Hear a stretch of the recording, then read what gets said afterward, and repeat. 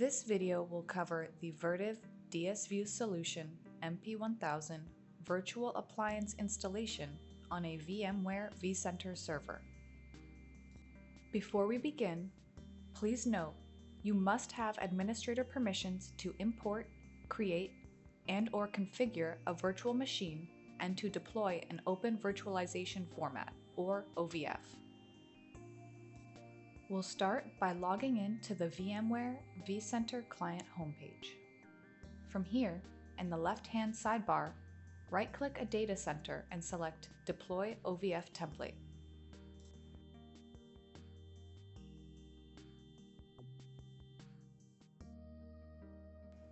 The process to upload a disk image to the Microsoft Hyper-V server and the VMware vCenter server differs slightly. If you're deploying the MP1000 on a Hyper-V server, the process is simple. You'll download the VHDX file directly from the Vertiv website. Once downloaded, open Windows Explorer and extract the file. From there, you'll be able to upload it to the Hyper-V manager. For VMware vCenter, the process is a bit different. You'll typically download a single OVA file. This file is a compressed archive that contains all the components needed for deployment. Once extracted in Windows Explorer, you'll need to use another tool such as 7-zip to extract the OVA properly. Once the OVA file has been extracted in Windows Explorer, you'll need an additional tool like 7-zip to extract the individual OVA components. After the additional extraction, you'll see 3 or 4 files. For vCenter deployment, select the OVF, VMDK, and MF files. The CERT file, if present, is optional and not required. Once the necessary files are selected, click Next. From the Select a Name and Folder tab, enter a unique name for the virtual machine.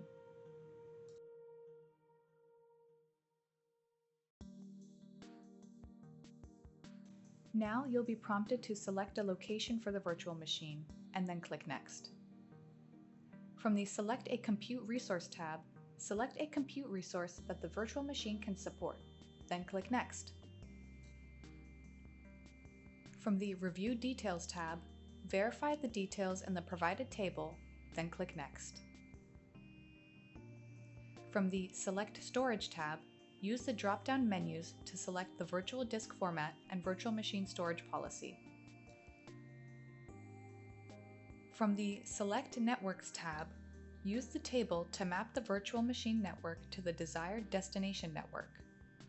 Please note, by default, the virtual machine attempts to obtain an IP address via DHCP upon boot. Then, click Next. From the Ready to Complete tab, review the deployment details and click Finish. If you wish to monitor the deployment progress, expand the Recent Tasks panel at the bottom of the vCenter client.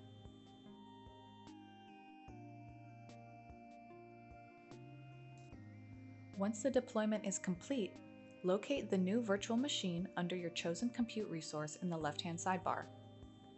Click the virtual machine name.